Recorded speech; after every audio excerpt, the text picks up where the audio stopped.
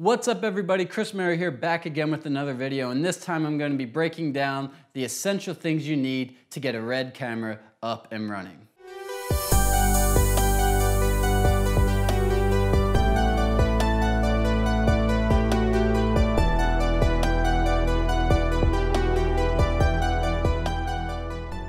So this is what you get out of the box when you buy a Red Raven camera. It is just the brain. It is a fixed EF lens mount, which is nice to have that on there. You have an equipped SSD side module, which didn't used to come on the earlier Reds, so it's nice that you have that there.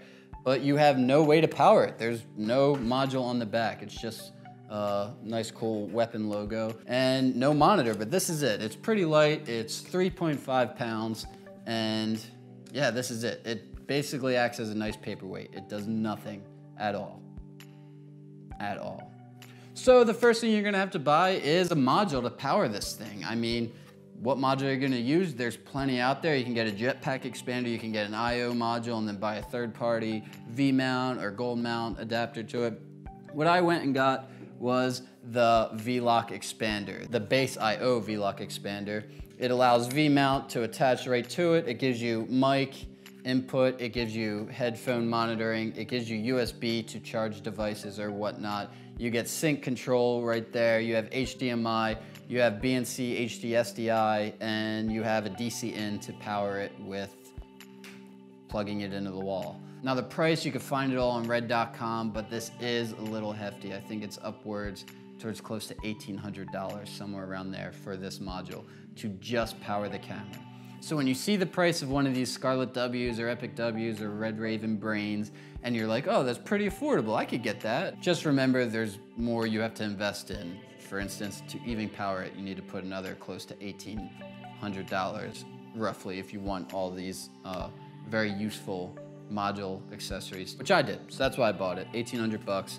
Now the camera can almost work. But if you add that module, you still have no way to visually monitor your camera. So you have to buy the DSMC2 LCD screen, which is a 4.7-inch LCD screen. It is not OLED, but it is a touchscreen, and this is your main control for the entire camera. You can control the entire camera through this monitor. Now this monitor I think runs somewhere around $1,200 to $1,500, around that range, and this is the cheapest monitor you can get for the Red. Now there's other ways you could buy third-party monitors and then control through full control or through a sidekick. I'm showing you the basic, easiest way without all the hacks. So yeah, this is it. You need this little monitor. And I recommend getting the 7-inch because this is doable, but the 7-inch is just a much more enjoyable experience when monitoring image. But this is fine. You could get by with this, no problem.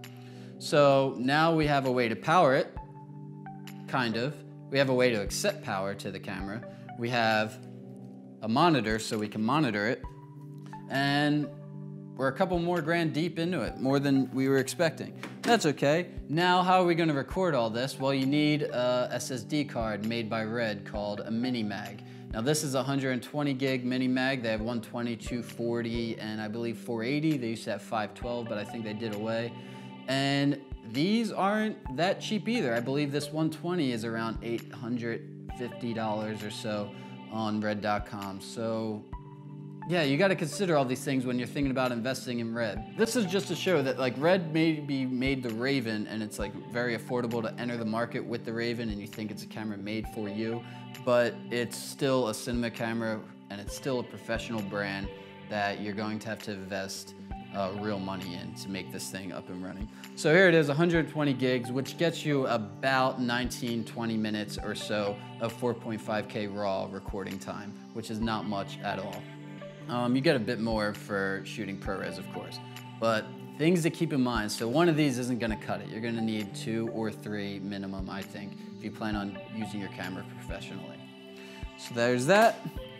Now, so we can record to the camera, we can monitor the camera, we have the ability to accept power to the camera, but we still can't use the camera yet unless we plug it into a wall. So you're gonna need to buy batteries.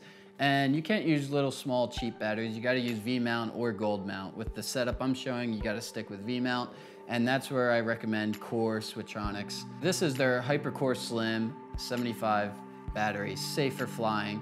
low profile. The weight doesn't really go away once it slims down like this, but the profile is much slimmer. So this is what I recommend, or I prefer. And then when I go on film sets, I usually try to use bigger batteries because it's a controlled setting anyways. But if I'm traveling and running gun, these are my go-to batteries for sure.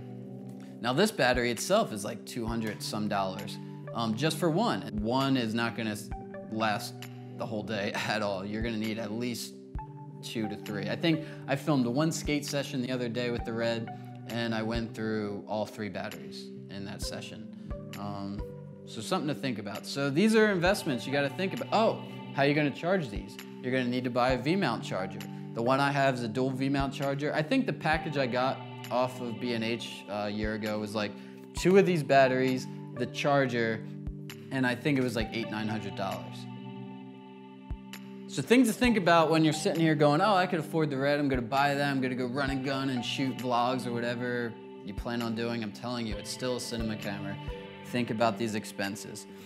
And you still don't have a lens, so you gotta invest in that. You can put on a bunch of lenses, but if you're buying a cinema camera, why not invest in good glass at minimum? You can do the Rokinon route, which is fine. I know a lot of people that do, but for me, I'm a Canon guy, so I use Canon L lenses for everything. This is being filmed on a Scarlett W 16-35 f2.82 Canon L lens. This is a 24 1.4 L lens, which it's so creamy and sharp and dreamy, and I love this lens. But you gotta use good glass on a good camera, otherwise buy a cheaper camera and buy good glass. I don't know. It would just seem weird to shoot 4.5K or 5K RAW and have crappy lenses, because now you'll just notice that the lenses are crappy even more.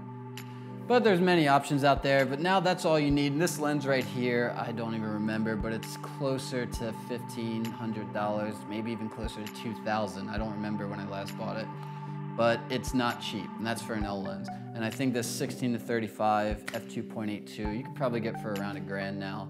Used. Expenses. You have to consider this while you're buying these cameras. And I don't want to steer you away from going cinema, RAW. Like, I don't regret going cinema at all. I do not regret going RAW at all. I do not regret moving into the system at all. I just want to tell you a little bit about what to expect when you go Red, because it's not as cut and dry in the cost as it may seem, even though they're much more affordable now. So if this all seems out of your price range, maybe just wait for the Red Hydrogen phone and see what that has to offer. And I did see that they're teaming up with Foxgen with a plan to produce a DSLR-like price range Red camera, 8K camera, I think they said, compressed RAW, which is interesting, and I look forward to hearing more about that. I just saw it come through the interwebs like yesterday, I think, so.